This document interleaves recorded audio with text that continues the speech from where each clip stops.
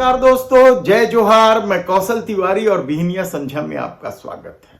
सत्ता बदलने के बाद भ्रष्टाचारियों को उल्टा लटका कर सीधा कर देने वाली सरकार, डबल इंजन की सरकार यानी विष्णुदेव साय की सरकार ने अब कांग्रेस के एक और दिग्गज नेता के खिलाफ एफआईआर दर्ज कर लिया।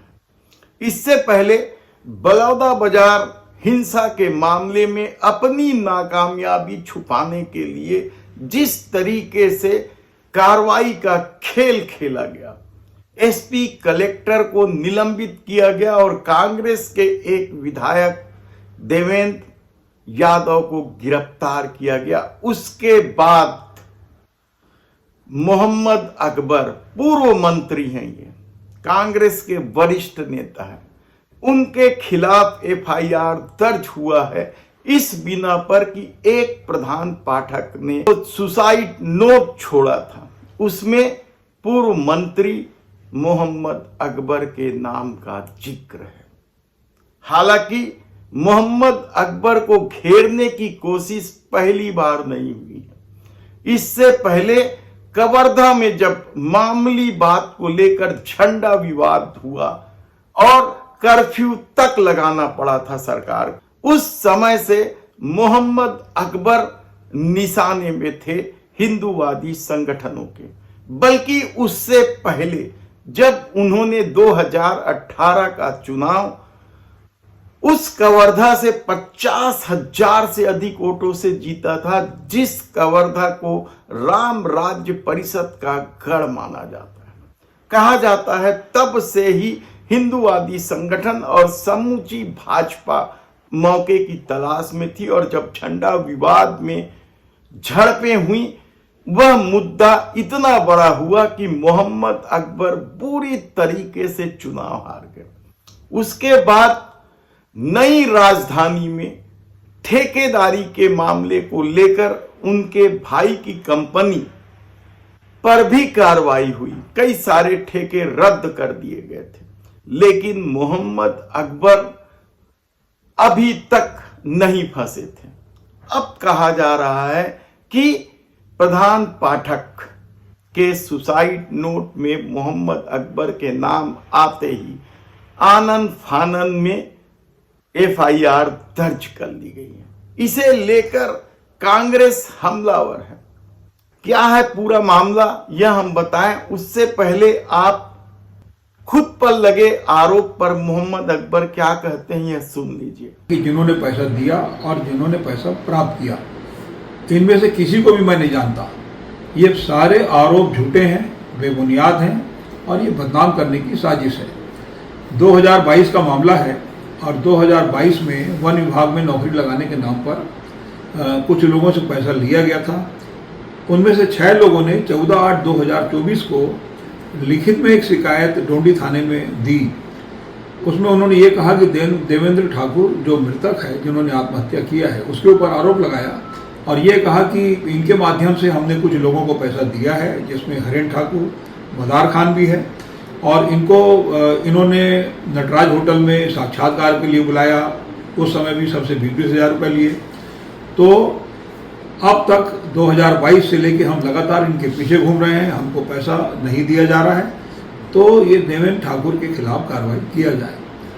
इसी 14/8/2024 को इस पत्र के जवाब में इन सभी आवेदकों के सामने देवेंद्र ठाकुर मृतक खुद एक पत्र लिखित में थाने में जमा किया और उसमें उन्होंने ये कहा कि 25/8/2024 तक मैं सारे लोगों को पैसा यदि नहीं दूंगा तो मेरे विरुद्ध, यानी देवेंद्र ठाकुर खुद के विरुद्ध और सलीम खान के विरुद्ध, जो मदार को उर्फ सलीम खान है, और तीसरा हरेन नेताम के विरुद्ध कार्रवाई की जाए।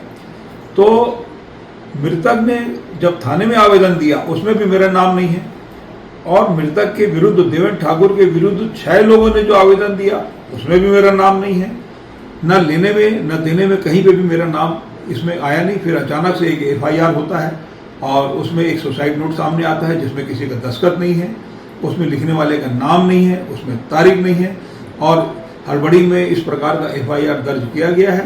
कुल मिलाकर ये बदनाम करने की साजिश है मैं सारे आरोपों से इनकार करता हूं और न्यायपालिका पर मुझको पूरा भरोसा है और हम न्यायालय के शरण में जाएंगे। तो क्या छत्तीसगढ़ में बदले की कार्रवाई का खेल चल रहा है? यह कांग्रेस का सवाल है, लेकिन इससे इतर सवाल यह उठ रहा है कि क्या सुसाइड नोट में नाम आते ही अब तक कार्रवाई इसी तेजी से होते रही है? संतोष ठाकुर का मामला ज्यादा पुराना नहीं हुआ है।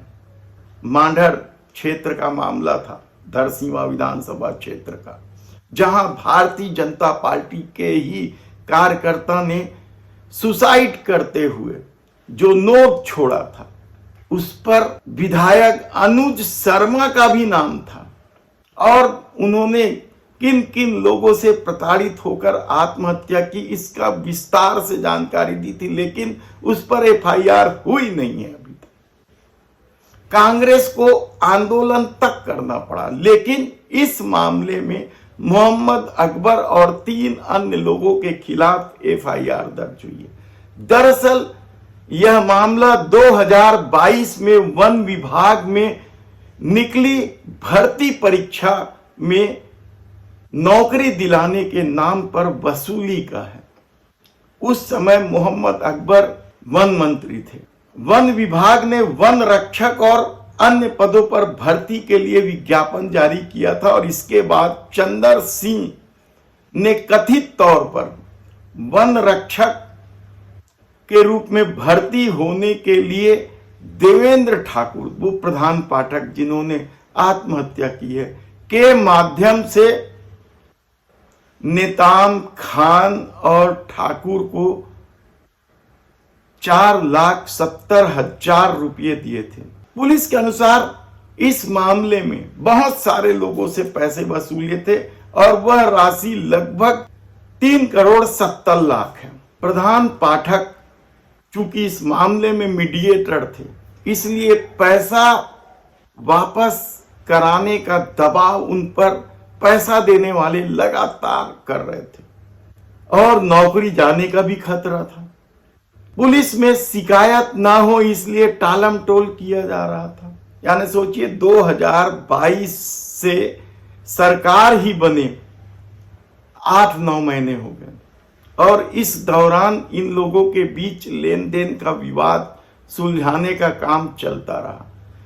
लेकिन इस मामले को लेकर अब राजनीति इसलिए गर्म हो गई है क्योंकि वन मंत्री रहे मोहम्मद अकबर को भी आरोपी बना दिया गया है। तो क्या कांग्रेस इस मामले को लेकर जिस तरीके से देवेंद्र यादव के मामले में आंदोलन किया, उसी तरह का आंदोलन इस मामले में भी करेगी? कई तरह के सवाल है, राजनीति गर्म है, आरोप प्रत्यारोप का दौर चल रहा है। प्रदेश सरकार के मंत्री कहते घूम रहे हैं कि कानून अपना काम करेगा। कांग्रेस इसलिए इस मामले को लेकर हल्ला बोल रही है क्योंकि संतोष ठाकुर वाले मामले में ज्यादा दिन नहीं हुए हैं, सुसाइड नोट पर कोई कार्रवाई नहीं हुई है। ऐसी परिस्थिति में क्या सचमुच मोहम्मद अकबर को घेरने की जो रणनीति भारतीय जनता पार्टी बना रही थी, वह उस रणनीति में सफल हो गई है? धन्यवाद।